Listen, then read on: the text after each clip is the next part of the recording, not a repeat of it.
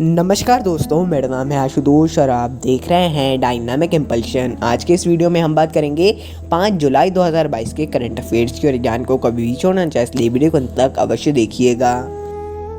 सबसे पहला प्रश्न है, हाल ही में टेस्ट क्रिकेट मैच में एक ओवर में सबसे अधिक रन बनाकर किसने रिकॉर्ड बनाया? Recently who made the record by scoring the most runs in one over of the test cricket match? A. Jasprit Bumrah, B. Rohit Sharma, C. Virat Kohli, D. Ravichandran Ashwin. And the right answer is Jasprit Bumrah. तो हाल ही में जसप्रीत बुमराह ने एक टेस्ट क्रिकेट मैच के एक over में सर्वाधिक रन बनाकर रिकॉर्ड बनाया है। इन्होंने इंग्लैंड के खिलाफ टेस्ट मैच में ये उपलब्धि हासिल की है। इन्होंने 29 रन बनाकर ये उपलब्धि हासिल की है, 29 यानी कि 29। देखिए, ये कैप्टन भी है अभी जो इंडिया और इंग्लैंड का चल रहा है, इसके ये कैप्टन भी है। इस बात को याद में रखिएगा, बहुत ही ज़्यादा इंपॉर्टेंट क्वेश्चन है।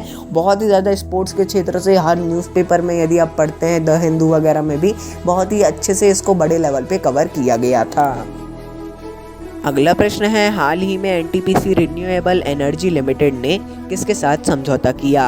Recently NTPC renewable energy limited signed an agreement with A Odisha, B Rajasthan, C Chhattisgarh, D Telangana.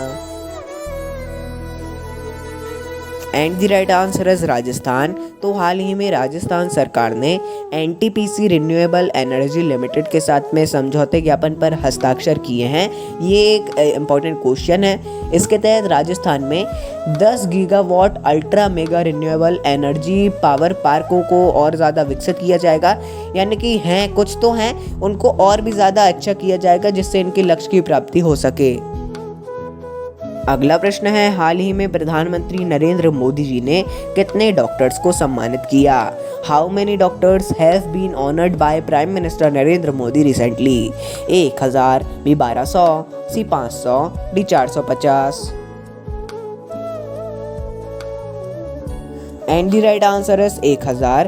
तो हाल ही में प्रधानमंत्री नरेंद्र मोदी जी ने डॉक्टर्स दिवस के उपलक्ष्य में यानी कि 1 जुलाई को देश के 1000 डॉक्टर्स को सम्मानित किया। इसे राष्ट्रीय स्वास्थ्य प्राधिकरण के प्रधानमंत्री जन आरोग्य योजना के तहत किया गया है। इसके तहत सम्मानित किया गया है, जो कि एक वाकई में बहुत ही अच्छी बात है। अगला प्रश्न है, डिजिटल इंडिया वीक 2022 का उद्घाटन कहाँ किया जाएगा? Where will digital India week 2022 be inaugurated? A Gandhinagar, B Mandi, C Surat, D Bhopal. And the right answer is Gandhinagar. तो हाल ही में प्रधानमंत्री नरेंद्र मोदी जी ने गांधीनगर में डिजिटल इंडिया वीक 2022 का उद्घाटन किया है। इसका उद्देश्य है कि नागरिकों का नए प्रौद्योगिकी तक पहुंचाना, उनको स्टार्टअप्स को बढ़ावा देना और डिजिटल इंडिया को और ज़्यादा आगे बढ़ाना। वाकई में डिजिटल इंडिया मतलब बहुत ही अपार, आप कह सकते हैं बहुत ही ज़्यादा बड़े लेवल पे ये आगे बढ़ा। मतलब किसी को भी इतनी उम्मीद नहीं थी। जो बहुत से ऐसे काम है, जो भ्रष्टाचार है, एक तो वो टोटली चला ही गया, वाकई में चला गया। कोई इसमें बुरी बात नहीं है। हाँ, वो तो हमेशा रहेगा, जिस चीज़ में ज़्यादा खूबियाँ उस चीज़ में उतनी खामियाँ भी रहती हैं, तो ये रहेगा, थोड़ा बहुत तो हमेशा रहेगा ही। बाकी सुझाव वगैरह आप भी दे सकते हैं प्रधानमंत्री जी को नमो ऐप या ईमेल के माध्यम से। बाकी ये अलग बात हो जाती है, पढ़ते हैं नहीं पढ़ते हैं। हालांकि बोला तो यही जाता है कि पीएम जो इम्पोर्टेंट रहते हैं सभी को पढ़ते हैं। अगला प्रश्न है, विदेशी अंशदान नियमन अधिनियम में किसने संशोधन किया?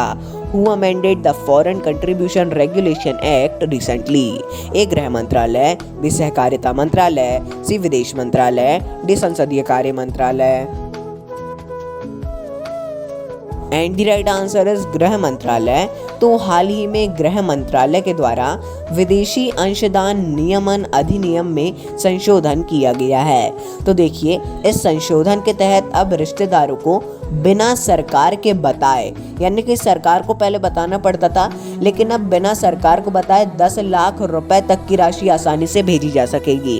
पहले नहीं भेज सकते थे, पहले रेगुलेशन थे सरकार को बताएं कहाँ है, क्या है, ये है वो है, पूरी जानकारी देवें, उसके बाद भेज सकते थे।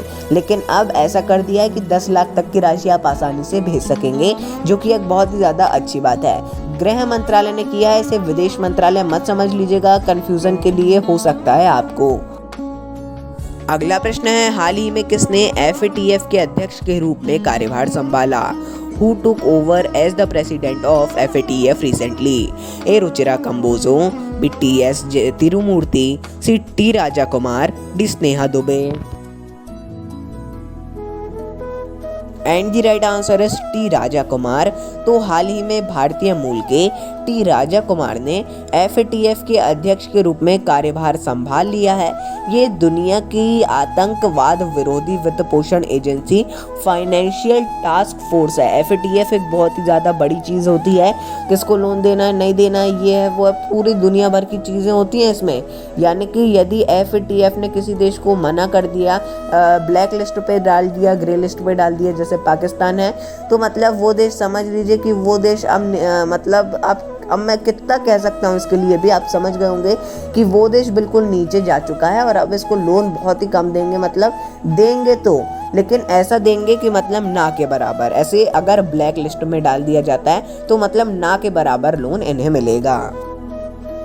7वां प्रश्न है, हाल ही में भारतीय विमानपत्त प्राधिकरण ने किसके साथ समझौता किया? Recently with whom did the Airports Authority of India sign an agreement? A. Uttar Pradesh, B. Uttarakhand, C. Bihar, D. Jharkhand. And the right answer is Uttar Pradesh.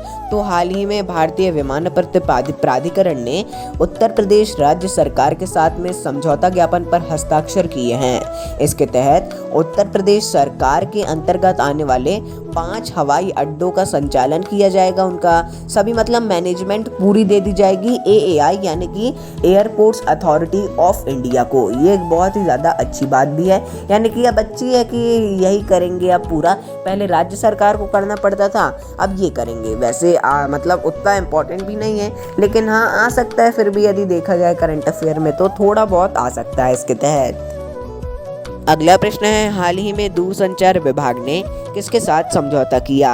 With whom did the Department of Telecommunication enter into an agreement recently? A. BSNL, B. ITI Limited, C. Bharti Airtel, D. both A and B।